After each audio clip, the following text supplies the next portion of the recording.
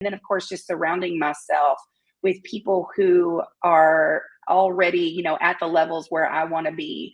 That's why I'm big on going to conferences, big on coaching, big on exposing myself to people who are bigger thinkers, who have been in the places where I want to go, and have already seen a lot of the things that I've been through. I don't have to recreate the wheel, and so learning from those people who have been there is, I think it's a major key to success and for mindset for sure.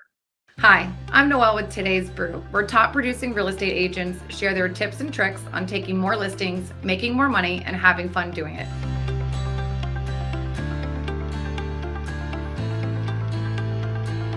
On today's episode, we welcome Amber Flynn-Jared from Cookville, Tennessee. Hi, Amber. How are you? I'm good, Noel. How are you doing? I am doing great. Thank you for coming on. Let's start with that. And I want to hear a little bit about your history and how you ended up in Cookville, Tennessee. Okay. Well, we like to call Cookville God's country. It's a little small town in rural Middle Tennessee. I ended up moving here like a lot of people do. There's a large university, Tennessee Tech University, here in Cookville. So we came here for college, thought I would move back to West Tennessee, where we landed after my parents retired from the military. But I really fell in love with this community. It's small enough that you're able to be connected and get to know a lot of people and find a lot of common ground, but big enough that we still have a lot of the, individual boutiques and shopping, restaurants, nightlife. It was a really good blend. It was a great place to raise children. And so we kind of put some roots down here. And that was, 27 years ago. So it is home now, that's for sure. Yes, absolutely. So for people that are not familiar with Cookville, I know you've mentioned to me in the past, it's between Knoxville and Nashville. Mm-hmm. Absolutely. And I think you said that it's a town of 35,000. Yeah, 35, 40,000. So again, it's a really small town, nestled in between a couple of bigger cities. We do get some of that Nashville or Knoxville crawl. But for the most part, what they call the Upper Cumberland is a 14 county region here in Middle Tennessee, and definitely a different market than what you see once you get into those bigger metro type areas, for sure. I want to talk all about that. So let's start with, how many agents are there in your area? So in our entire MLS and Upper Cumberland Association of Realtors, there's about 600, not quite 650, a little less. So again, a much smaller MLS than most of the agents that you interview are used to. Now, a lot of us do have multiple memberships. We're part of 3 different MLSs because of the geography of where we are. We've got to be able to have access, to properties that begin to cross certain county lines, and you get over into rural tracts in the Nashville MLS. Same on the east side, with Knoxville and even Chattanooga. So our area is really broad. I mean, it's probably 2.5 hours from one corner to the next that our MLS covers, because again, it is such a rural area. But our home base in Cookville is still pretty small. Like I said, a little less than 40,000 people. And 600 and some agents. So I'm thinking about the math now. How many active listings do you currently have? I think as the area in your MLS. Oh gosh, I'd say probably about 1,500 or so. Okay. That's about what it typically runs as far as active listings at any one particular time. So are you in more of a stable market then? It's a great market, honestly, for where we are right now. The beautiful thing about our area is that we don't really hit the high highs that the bigger cities hit, but we also don't hit the lower lows. So we sort of just oscillate in the middle. It stayed pretty steady, pretty active.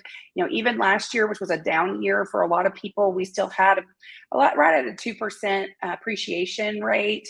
And we're still seeing, and goodness, this year we're off to the races. I mean, it's been really, really busy, so far this year. So we're seeing some double digit increases. So it's kind of insane. Yeah.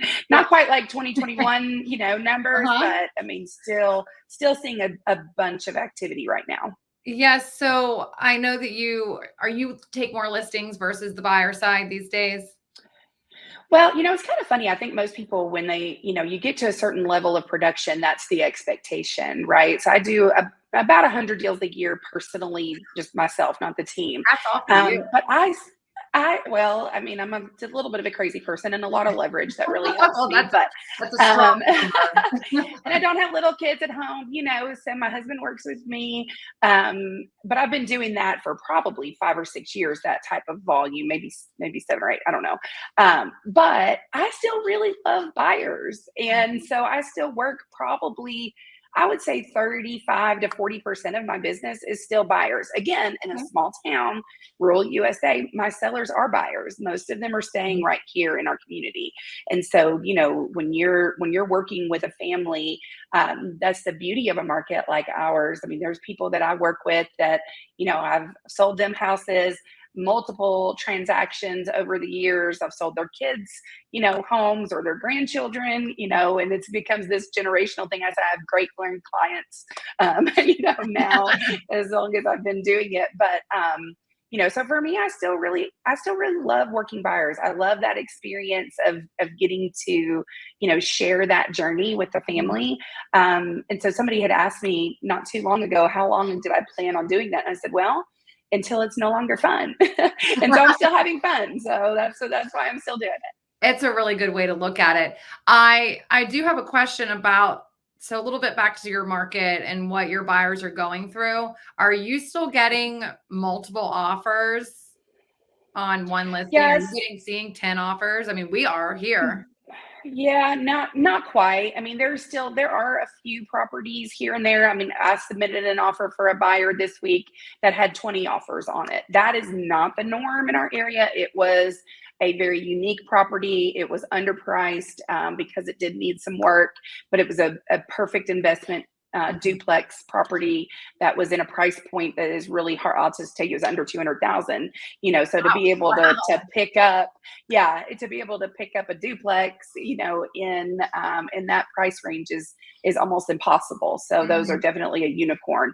But that on average, we're not seeing a ton of multiple offers. I mean, there definitely are some. I've negotiated 2 or 3 this week, but it's nothing like it was, in the early COVID days by any means. And it's really difficult, and I think that a lot of people, agent to agent, like we understand that post COVID fatigue that a lot of us went through because of just the sheer amount of volume that we were doing that year. I mean, it was insane. That year, I broke the record for the most real estate that had ever been sold in our MLS. No way. But yeah, and it was crazy, but we were exhausted. Yeah. We were so tired, and those were just the deals we got, right? That doesn't even Yeah. count all of the offers that we wrote that we didn't get, or everything that didn't make it all the way through escrow. And so it is a very difficult challenge for, obviously for the buyers that are Mhm. in that market, but this is an agent podcast, right? And so speaking to those buyers agents, that are in that type of climate, it's tough. It's really tough. And so, you really just got to be able to find those ways to, creatively negotiate and give yourself, that little bit of that competitive edge. So I said, I'm grateful that we're not seeing that at the rate that we were, Yeah. a few years ago, but it's coming back, and I think that we're going to see more and more of that. If interest rates drop, even just a smidge, we're all going to be, Katie bar the door. So, we'll see what that looks like for the rest of 2024. But I certainly see, that coming back in 25 for sure. So let's talk a little bit about mindset then, since you kind of mentioned it. How do you keep a good, strong, healthy attitude throughout the Mhm. day or throughout the month, throughout the hour? Yeah, right. Exactly. On a minute by Yeah. minute basis. Mindset's really everything. And I think when I first, got in the business, I started as a part time agent. I was a stay at home mom. It was really more of a hobby for me. Then once I got divorced, turns out being a stay-at-home mom doesn't pay the bills. I don't know if you guys realize that. And so being in a 100% commission-based business was terrifying, to me. So I went out and kind of worked in the secular world for a little bit. But once I made the move to full-time real estate, I heard that preached over and over and over again about how important your mindset was. And I'm going to be honest with you, I thought it was kind of hokey. I thought it was a little bit of this, kind of rah cheerleader, sort of a thing. And boy, I'll tell you what, the more production that I have done and the more that we have grown our team, I realize it literally is everything. I'll tell you, one of the best things that I do for my mindset is lead other people. When I've got to show up every day at my office and be, on my A game with my agents, it does make me level up. I mean, it makes me level up, with my knowledge base. It makes me level up, with my mindset, and make sure that I'm on point so that I've got something to give. You can't pour from an empty cup. We know this, we hear this, but it's true. And we deal with that as women, but even more so in leadership. And so from the broker and team leader perspective, I've got to be on my A game in order to pour into those agents who are looking to me for, that leadership, that guidance, that assistance, that support. So that's one of the best things that I do for my mindset. And then of course, just surrounding myself with people who are already, at the levels where I want to be. That's why I'm big on going to conferences, big on coaching, big on exposing myself to people who are bigger thinkers, who have been in the places where I want to go, and have already seen a lot of the things that I've been through. I don't have to recreate the wheel, and so learning from those people who have been there is, I think it's a major key to success and for mindset for sure. And you just said what everyone needs to hear. You didn't reinvent the wheel. There is a Mhm. recipe to this. And if you show up and do what you're supposed to do every day, you can be very successful, which you have been. You've had over 100 deals for 7 or 8 years, maybe. Let's talk about how you got to those 100 deals a year. Okay. Walk us through your day. What do you do? Okay. So that's how much time do we have for this podcast? It's wild. And my daily schedule looked really different as when I first started full-time in real estate. I was on a team. I've lived in this community for a long time. I'm big on relationships. That is the ultimate currency in this business is relationships. And I learned how to be able to convert my sphere without really being salesy at all. I tell people all the time, like, I've never sold a house in my life. And so I spend a lot of time first thing in the morning, working social media, making sure I'm commenting, liking. I've got my friends list now maxed out. But before that, it was, adding people on Facebook. I'm a 47-year-old white female. We all live on Facebook, right? So that's my platform of choice. But it's reaching out, sending direct messages, just being engaged and involved. I would also, look for life events in my friends and the folks in my sphere on social media. It's just continuing that relationship from a genuine place, and finding ways that you can just constantly be in front of people without having to talk about real estate. So how often are you contacting each contact in your database? So here's a great tip, and this is what I do like to this day. And I wish I had my my daily checklist in here with me. I don't, but I can even show you. Like to this day, I work through. I'm pretty sure I stole this from an old Keller Williams little tactic. It's called the 2652. And if you work, there's 26 letters in an alphabet. There's 52 weeks in a year. If you work through a letter in the alphabet each week, you'll work through your entire database twice in a year. So that's something that we just use as a daily metric. If you've got, look at your contacts and see, okay, I've got 25 A's. So great. There's 5 days, working days this week that I'm going to make contacts. That's 5 people each day that I reach out to. And Wow. these are warm. These are people that I've tagged in my database as A plus, A or B level clients. So like, Mhm. or contacts, and that's it. Every Now, time. will you at some point follow up with and ask, do you know anybody that's looking to, you don't do anything. Never, It is just never. genuine catching up. Yes, Okay, yes. perfect. Okay, For so these, for these folks.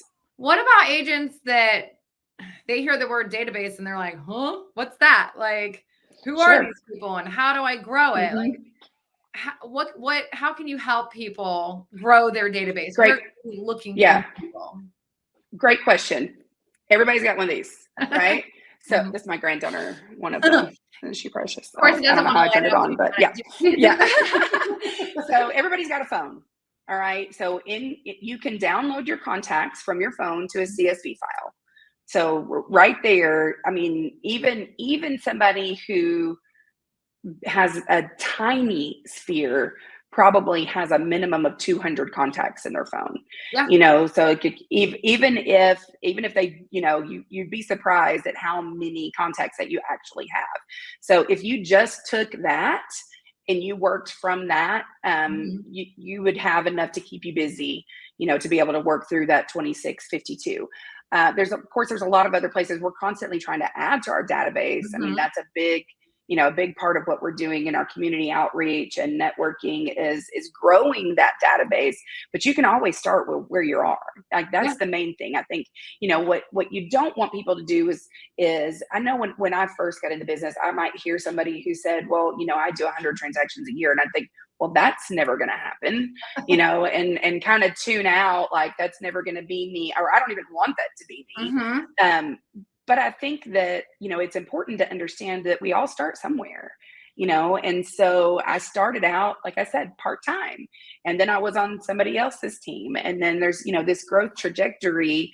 The overnight success is years in the making. Yes. There were years that I know one year right before when I got into it full time, I went 7 months without a closing. I'd already been licensed for 4 years. And I went 7 months without a closing at all. I mean, it was a really difficult time in my life, and that's when Mhm. I knew I've got to figure out how to find some systems and things that I just didn't know what to do with my hands, right? Like Yeah. you have all this time and nobody's telling you what to do. You Mhm. own your own business.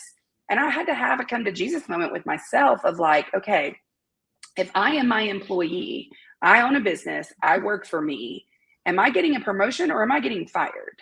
Like what are the Genius. daily activities that I'm doing in order to generate business? Am I like, this somebody when I go into their store and, we've all seen it, and the person working behind the register is on their phone, they don't greet Mhm. you, they're not asking any questions, they're kind of in the zone, Yeah. doing their own thing, versus somebody that's engaged and present and, obviously giving time to the work at hand.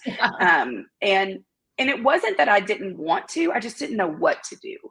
So I had to find some really practical things and boil it down, Mhm. really get granular on what are the daily activities I need to do every single day to move the needle in my real estate business.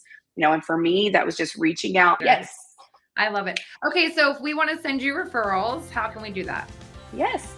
All right. So that's, anywhere in Middle Tennessee from between Nashville and Knoxville. Feel free to reach out to us. You can find me on socials. I said Facebook, Instagram, at my name, Amber Flynn-Jared. And also you can reach out via phone, 931-510-3716, or email me at amber@letsgorico.com. Yay. Thank you so much. Absolutely. Thank you, Noel. Appreciate it. Bye-bye.